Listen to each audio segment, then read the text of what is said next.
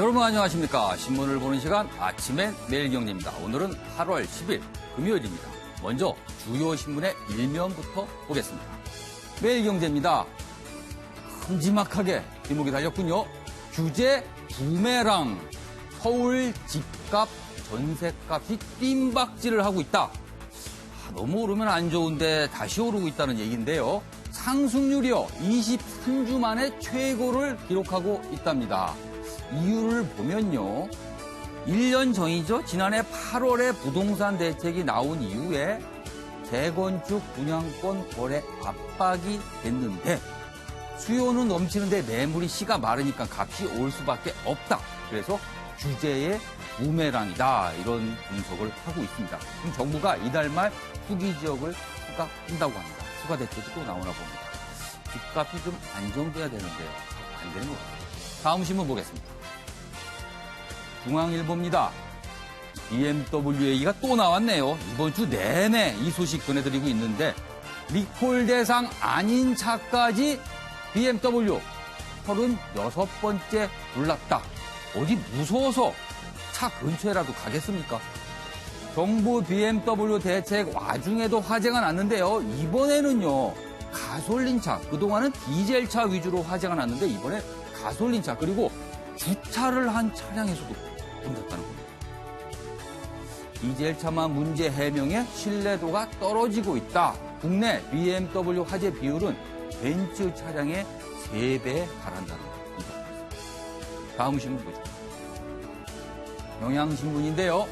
남북 가을 정상회담 8월 말 9월 초로 앞당겨지나 원래 2차, 3차 다음 남북 정상회담은요. 평양에서 가을 정도 대략 10월 이후 이렇게 예상이 됐었는데 좀 당겨질 분위기라는 걸 전하고 있습니다.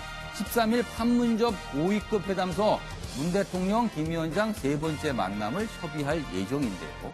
통일부는요. 북한이 먼저 논의를 하자고 제의했다는 게 나옵니다. 그래서 빠르면 이달 말에 원포인트 회담, 그러니까 아주 실무급 회담으로 이루어질 가능성도 있다. 이런 전망을 전하고 있습니다. 다음 신문 보겠습니다. 동아일보인데요. 러시아산 석탄 증명서 위조한 가짜였다.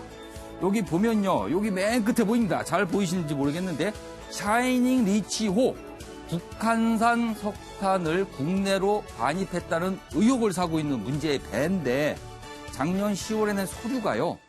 러시아 발급기관에 조회해보니까 없음입니다.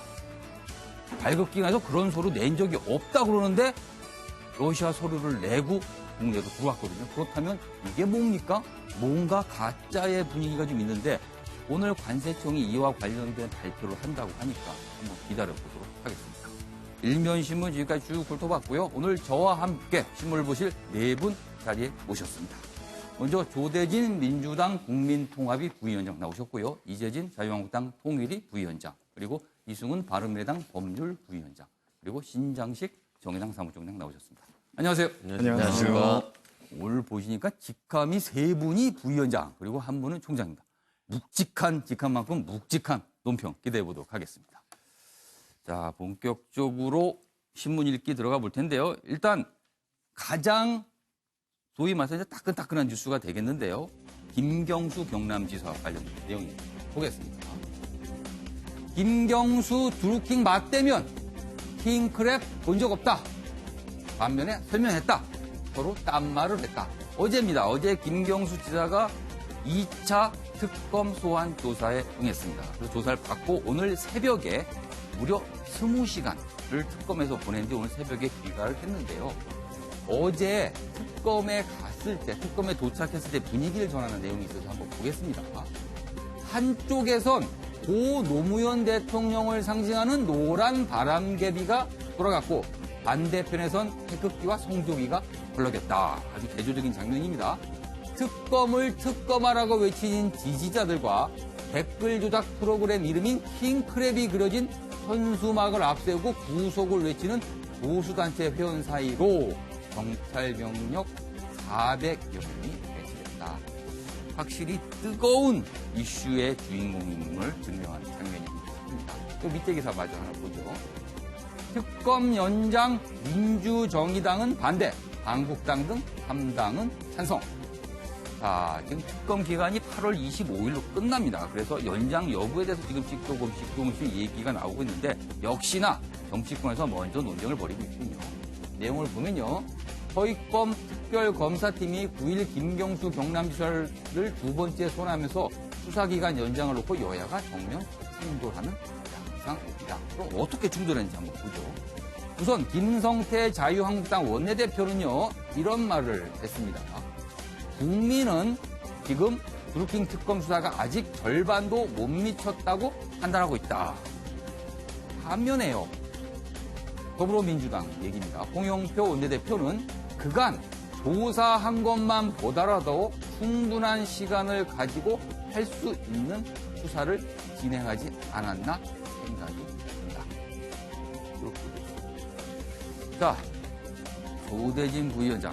일단 어제 대면 조사가 이루어졌어요. 근데 아직 주체 내용은 알려지지 않지만 서로 아마 다른 소리를 했다. 이 기사처럼 딴 말을 했다 그러는데 이거는 특검에서는 밝힐 노릇이고 이 특검 연장 부분에 대해서 좀 조대진 변호사는 물론 민주당 소속이긴 하지만 지금 상태에서는 어떤 방향으로 가야 된다고 보시나요? 법률가 입장에서 제 개인적인 소견을 말씀드리면 사실상 60일로도 충분하지 않았나 싶고요. 그리고 물론 이제 실체적 진실 규명을 위해서라면 당연히 연장이 돼야겠지만 그에 상응하는 증거라든지 이런 게 나온 게 뚜렷하게 없거든요. 그러니까 물론 이제 일부의 메일이라든지 문자 메시지 이런 부분들이 나왔다는 얘기도 있지만 이게 실제적인 그 범죄 사실로 추정되는 부분하고 연관이 돼 있는지에 대해서는 또 해석이 분분한 상황이고 사실상 나와 있는 것은 드루킹 측의 진술과 김경수 지사 측의 이제 반대하는 진술뿐이기 때문에 이런 부분들은 더 이상 수사를 통해서 밝혀질 수 있는 부분은 아니거든요.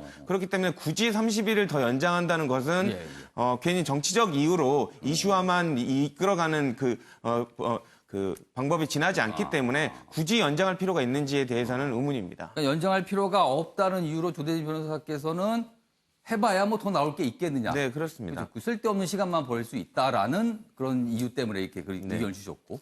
자, 이재진 부위원장께서는 아마 다른 입장이신 것 같아요. 네, 초기에 우리 김경수 경상남도 도지사가 도지사가 되기 전에 4월 14일 날, 16일 날 국회에서 기자회견을 실시를 했었습니다. 당시 했었던 이야기들과 그 이후에 진행된 내용들이 상당 부분 달라졌고요. 그 이후에도 보면 사실은 경찰에서의 최초 압수수색 과정이라든지 증거 확보를 하는 과정에 있어서 여러 가지 문제가 있었지 않았습니까? 부실 수사 논란을 자초했던 것도 이 정부였었고요. 경찰에서의 부실 조사가 이루어진 덕분에 사실 특검이 초기에 자료나 증거를 확보하지 못한 가운데에서 수사를 진행하는 가운데에서 어려움이 굉장히 많았던 것으로 알고 있습니다. 그러한 것들을 고려해 보았을 때 사실 이제 25일까지 며칠 남지 않은 가운데에서 김경수 경상남도 도지사를 이제 특검에 불러서 대질 수사까지 이루어졌지만 만약에 미진한 수사가 있다고 한다면 앞서 말씀드린 것처럼 여러 가지 수사 초기 과정의 어려움들을 고려했을 때 아마 내부적으로는 특검 연장에 대한 것도 충분히 검토할 가치가 있다라고 생각합니다. 그러면 좀 이 자리에서 김경수 지사의 모습을 저희가 영상으로 준비했는데 보고 이어가도록 하겠습니다. 밤늦게까지 고생이 많습니다. 저는 특검이 원하는 만큼 원하는 모든 방법으로 조사에 협조하고 충실하게 소명했습니다. 이제는 특검이 어떤 정치적 고려도 없이 오직 진실에 입각해서 합리적이고 공정한 답을 내놓을 차례라고 생각합니다. 이제 저는 경남으로 내려가서 도정에 전념하고 경제와 민생 살리기에 최선을 다하겠습니다. 그동안 함께 응원하고 격려해 주시고 믿어주신 모든 분들께 진심으로 감사드립니다. 이상입니다. 자, 어제 이제 조사를 받고 나오는 모습까지 봤는데요. 끝나고 나오는데 김경수 지사는 굉장히 이제 자신 있어 하는 모습입니다. 실제 특검에서는 과연 어떤 진술인지 모르겠지만 일단 이 나오거나 들어갈 때 모습, 나올 때 모습 굉장히 자신 있는 모습인데 사실 일각에서는 이 특검이 정치 특검이다. 뭔가 자꾸 이제 언론 프레이드 한다. 이런 지적도 분명히 나오고 있는데 이거에 대해서 좀 어떻게 보세요? 네. 이제 정치 특검이다 진실 특검이라고 하는데 김경수 지사가 할 말은 아닌 것 같습니다. 본인은 이제 진실을 밝히기 위해서 정치 특검을 받아들인다고 하지 않았습니까? 그렇다면 특검에서 이걸 판단해서 관련자들을 소환하고 조사해서 진실을 여부를 밝히는 건데 벌써부터 정치 특검이라고 한다면 자신이 이제는 이걸 결과가 나오더라도 인정하지 않겠다. 이건 정치 특검이다라고 몰아간다는 차원에서 자신이 약속했던 어떤 국민들에게 보여주겠다라고 하는 것과는 다를 것 같고요. 앞으로 또 아무것도 하지 않았는데 오석가 총영 사직과 샌다이 총영 사직이 왔다 갔다 한다는 것 자체가 뭐 허구 소설에 불과한 사람에게 이런 직책이 논의됐다는 것 자체가 이해할 수 없는 거 아니겠습니까? 그리고 보니까 모든 국민들께서도 이 댓글 조작 사건에 대해서 대부분 진실이라고 생각하고 계세요. 그런데 이제 이 과정에서 초기에 경찰 수사가 너무 부실하는 바람에 오히려 뭐 USB나 핸드폰 등이 널려져 있음에도 불구하고 압수수색조차 하지 않았습니까? 그래서 특검이 왔었고 지금 특검이 열심히 조사를 하고 있고요. 과거 정치 초기에 정권 초기의 특검들은 보면은 그냥 넘어가는 경향이 있었는데 이번에는 정말로 정치 특검이 아니라 진실 특검으로서 뭔가 정권에 맞서서 진실을 밝혀서 국민들에게 보여주는 그런 특검이 되길 바랍니다. 지금 말씀하신 중에 화면이 나갔는데 중간에 김경수 지사가 특검 조사를 마치고 이제 귀가할 차량으로 걸어가는 동안에 누군가가 목덜미를 잡아서 잠시 휘청하는 모습이 있었는데 지금 다시 한번 나오고 있습니다. 저게 어제 모습인데 그래서 경찰이 현장에서 바로 저지해서 그 당사자를 체포했다고 하는데 저 정도의 일이 벌어졌던 건 굉장히 반으로 갈려서 아주 민감한 이슈가 돼버렸어요. 자, 신장식 총장님. 네네. 아까 말한 제가 질문드린 정치 특검이라는 지적 그리고 저런 모습까지 함께 좀 평을 좀 해주시죠. 네. 뭐, 출두하고 나오는데 저렇게 이게 양 진영으로 갈려서 이 대립하는 모습은 사실 국민들이 굉장히 좀 불편해 하실 만한 모습 중에 하나라고 보고요. 이 특검과 관련해서는 앞으로 이제 남은 게 영장 청구 여부, 그다음에 특검 연장 여부, 그리고 그 범죄 사실이 있느냐는 이제 재판에서 판가름이 날 텐데요. 저는 이제 특검 수사 연장 여부 관련해서는 추가 수사할 내용이 있냐, 대지신문까지 마쳤거든요. 압수수색도 했고요. 또 뭐 추가로 증거를 뭘 더 수집할 게 있는지, 추가로 진술받을 게 있는지.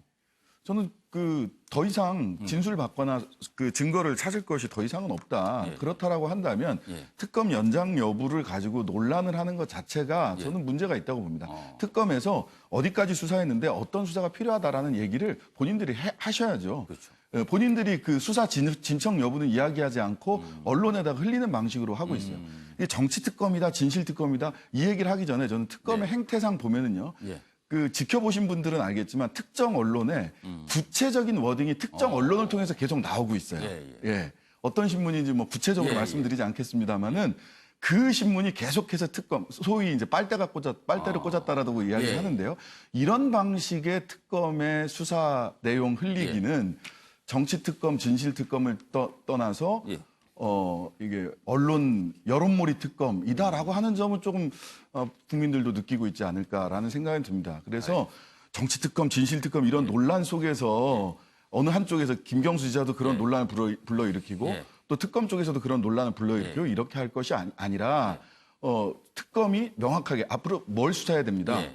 이런 얘기 정확하게 하셔야 되고요. 또 구체적인 피의자 진술 내용까지 특정 언론을 통해서 그 빨대로 이렇게 외부로 나오는 방식의 이런 방식의 수사 행태는 분명히 지양해야 된다. 이 점을 좀 지적하고 있습니다. 오늘 제가 몇 가지 질문을 김경수 지사 요 사안과를 들었는데 확실히 의견이 좀 다릅니다. 그리고 저 거리의 모습처럼 확실히 좀 의견이 나눠서 약간 좀 대립하는 모습이 보이나. 정치권이 또 이거 가지고 계속 싸울 것 같아서 조금 걱정은 됩니다.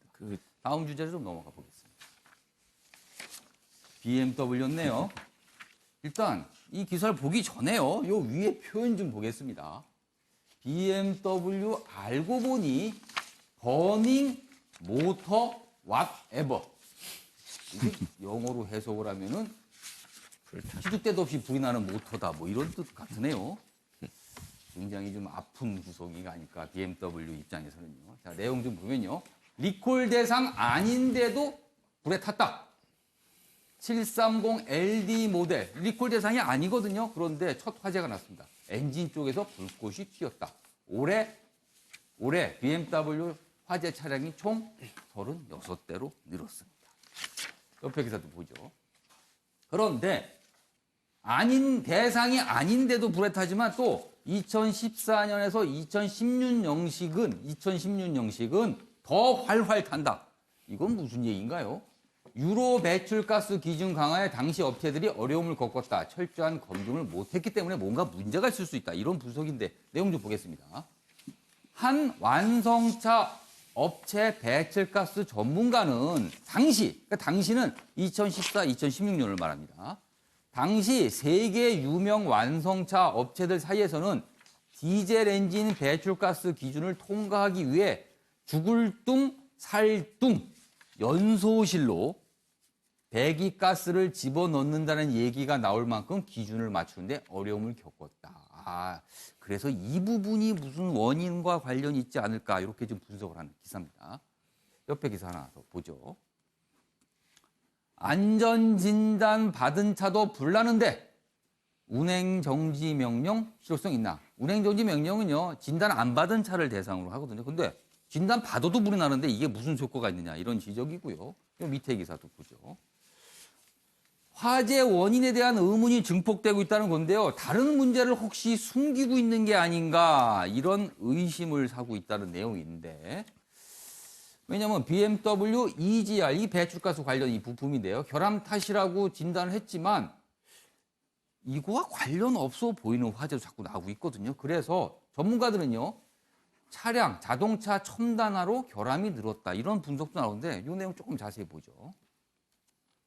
전문가들은요. 차량 화재가 점점 늘어나는 근본 원인을 차의 첨단화에서 찾고 있다. 기술 개발 속도가 빨라지면서 자동차에도 다량의 전기 전자 부품이 들어가 복잡해지고 오작동도 그만큼 많아진다는 것이다. 그렇죠. 요즘에 자동차 보면요. 과연 이게 기계인지 아니면 전자제품인지 약간 헷갈릴 때도 있거든요. 그만큼 차가 복잡해지는데 이게 화재의 원인과 무슨 관련이 있지 않을까. 이런 전망도 있네요. 여기 보면 마저 하나 보죠. 차주 21명 결함 은폐 의혹 밝혀달라면서 BMW 측 8명을 고소했습니다. 드디어 법적인 사태까지 진행되고 있습니다. 일단 저희가 영상 보고요. 이어가도록 하겠습니다.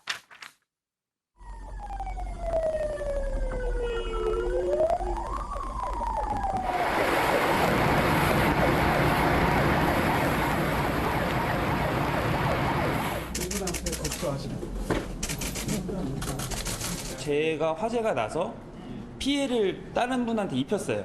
근데 그 피해를 입힌 부분에 대해서 BMW 측에서 보상해준다 이런 내용도 전혀 없었고 제 보험으로 지금 다 처리를 해드리고 있는 상황이에요. 1,000만 원에서 1,500만 원 정도를 그 다른 분 피해를 입힌 그거를 해드리고 있고요.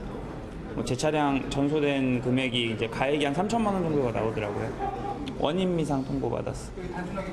네. 자, BMW 소유자분들은 참 차량 하나 사놓고선 참 복잡한 고민이 많습니다. 이게 불날까 걱정이고 또 어떤 분들은 이게 소송까지 가야 되니 자동차 하나 사서 끌고 다니는데 이렇게까지 해야 되는가 싶기도 합니다. 자, 도대진 부위원장. 네. 제가 미리 네 분께 질문을 드렸는데요.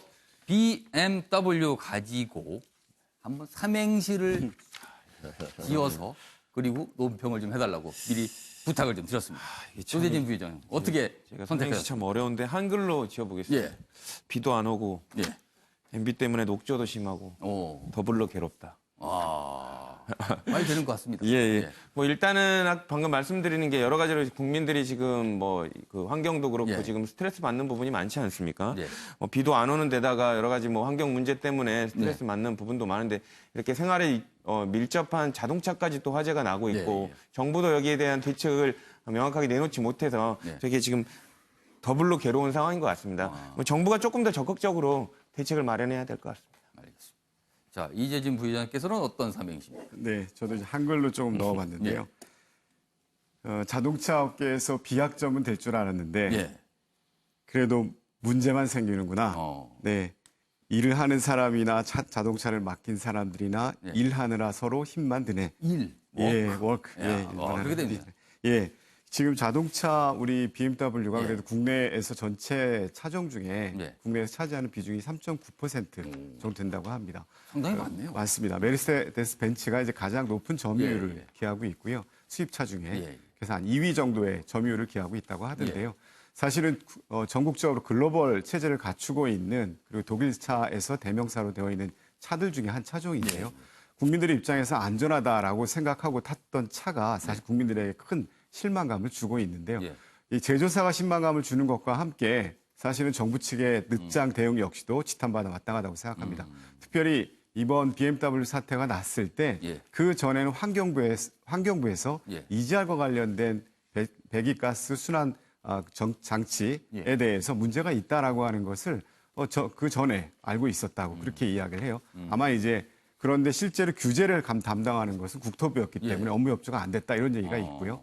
특히 김현미 장관은 국토부 장관으로서 해당 건에 대해서 직접적인 대응을 총괄해야 될 사람임에도 불구하고 이렇게 국민들이 안전 때문에 어려워하고 있던 와중에 지난 8월 1일부터 7일까지 7일간 휴가를 가셨죠. 물론 휴가가 필요합니다. 그렇지만 뭐 가긴 가야 되는데. 가야 됩니다. 그런데 이렇게 시급한 상황에서는 본인들 입장에서도 이런 시급한 상황에 대한 적절한 대처가 필요하다고 한다면 당시 차관이 대신 뭔가를 발표했다가 이게 번복되는 일이 벌어졌죠? 그러기도 했습니다. 그런 것들을 보면 국민들 입장에서 생각해 본다면 그런 것들이 매우 아쉬운 입장이 아닐까 생각합니다. 알겠습니다. 자, 이승훈 부위원장께서는 삼행시 소개해 주시죠. 네. 비싼 차인 거 아시죠? 예. 네. M 모르셨나요? 불나는 거. 네. W 우라통 터지면 손해배상 청구합시다. 비싼 차인데. 예. 우리 이제 H사 저희 나라 제품인데요. 그 2011년도에 미국 몬타나주에서 차량이 갑자기 중앙선을 침범하면서 부딪히는 사고가 있었습니다. 그때 이제 14살 또 19살 이런 어린 소년들이 3명이 사망을 했습니다. 그때 당시에 이제 그 H사에서는 뭐 안전벨트를 매지 않았다, 고속으로 운전했다, 그게 사고 원인이었다고 주장했는데 실은 그 H사 제품에 조향 너클이 있었는데 그 조향 너클이 수차례에 걸쳐서 부러지면서 이런 사고가 있었고 뭔가 좀 문제가 있었던 거군요. 그럼 보고들이 계속 있었던 겁니다. 근데 이걸 리콜을 하지 않고 그대로 놔두다 보니까 그 조향 너클이 부서지면서 중앙선을 침범했다는 거거든요. 그래서 그때 몬타나주 법정에서 1심에서 2,470억을 배상하라고 유족들에게 판결이 났었어요. 물론 이제 항소심에서 760억으로 줄어들긴 했습니다만 어마어마한 액수네요. 어마한 액수입니다. 이게 이제 징벌적 손해배상 제도라고 하는 건데 이건 악의적으로 이런 부품이 있는 걸 알면서 그냥 놔뒀기 때문에 이런 징벌적 손해배상을 한 건데 저희 나라 같은 경우는 고의성을 입증해야 되거든요. 그러니까 이런 사고가 있고 그다음에 이걸 어떤 부품의 결함이 있고 이런 부품의 결함을 알고도 고의적으로 방치해서 사고가 났다는 것까지도 입증을 해야 되기 때문에 실상은 뭐 전혀 불가능했어요. 이런 손해배상 제도가. 그래서 리콜을 10만 대 하는 것보다 불타는 차 한 대만 그냥 바꿔주면 훨씬 더 저렴했거든요. 그래서 결과적으로는 우리나라도 빨리 징벌적 손해배상 제도에 어떤 손해배상 청구자에게 입증 책임을 너무 과하게 부담 지으면 또다시 이런 BMW 같이 한국 소비자들을 무시하는 또는 폭스바겐의 연비 조작 사건처럼 한국 소비자들만 무시하는 일이 발생하기 때문에 이런 것들을 개혁해야지 정부가 가만히 있다가 다 불나고 국민들 다 불안해하니까 이제서야 뭐 리콜한다, 운행 정지 명령한다고 하는데 이런 것들을 빨리 해야지 바로 뭐 지지율과도 관계 있지 않나 싶습니다. 이번 정부가 아픈 구석을 지금 완전 푹 찌르신 것 같습니다. 신장식 총장께서는 어떤 삼행시입니까? 네. 비교 불가 성능 믿고 돈 들여서 차를 샀더니 앰뷸런스 탈까 이제 걱정이에요. 더는 못 참겠다. 제도 개선 즉각 나서라. W는 뭡니까, 그래서? W에서 더는 못 참겠다 이렇게 했습니다. 더는 못 참겠다. 그럼 말씀하신 대로 사실은 독일 하면요. 기술의 독일, 품질의 독일, 뭐 이런 명성인데 아닌 것 같아요. 지금 보면. 근데 이제 이 제도적 대안이라고 했을 때 이게 뭐 장관을 바꾸고 장관이 뭐 휴가를 갔니 안 갔니 이건 사실은 뭐 화를 내기는 좋은 대상이지만 근본적 대안은 아니라고 보고 제도적 대안이라는 것은 금방 우리 이승훈 부위원장님 말씀하셨던 대로 징벌적 손해배상 그리고 지금 그 징벌적 손해배상 일부 들어와 있습니다만 굉장히 부족하고 입증 책임 문제라든지 그다음에 또 하나는 집단소송 제도 개선 문제가 있죠. 지금 손해배상 받으려면 일일이 개인이 한 사람 한 사람 다 해야 되는데 미국 같은 경우는 사례가 있으면 그만큼을 디파짓 그러니까 돈을 그 사례에 해당하는 손해배상 청구를 하지 않는다고 하더라도 일단 내놔야 됩니다. 회사가. 이렇게 집단소송 제도도 변화를 시켜야 됩니다.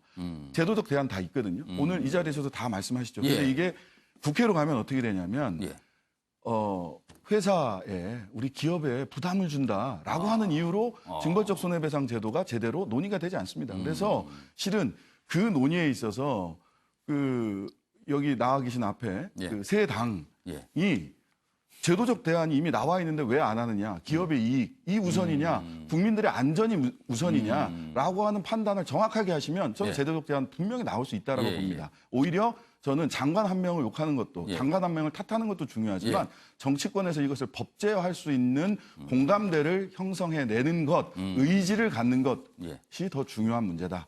그래야 돈보다 안전이다라고 하는 믿음을 가지고 국민들이 생활할 수 있지 않을까 싶습니다. 지금 여기 4당 쪽에 계신 분 나오셨거든요.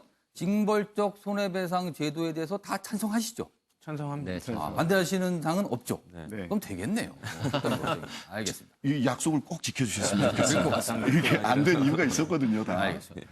지금 아까 시작을 저희가 BMW로 삼행시로 했는데 저도 한번 중간에 좀 줘봤는데요. BMW, 불만이 왕창입니다. 간단하게 줘봤습니다.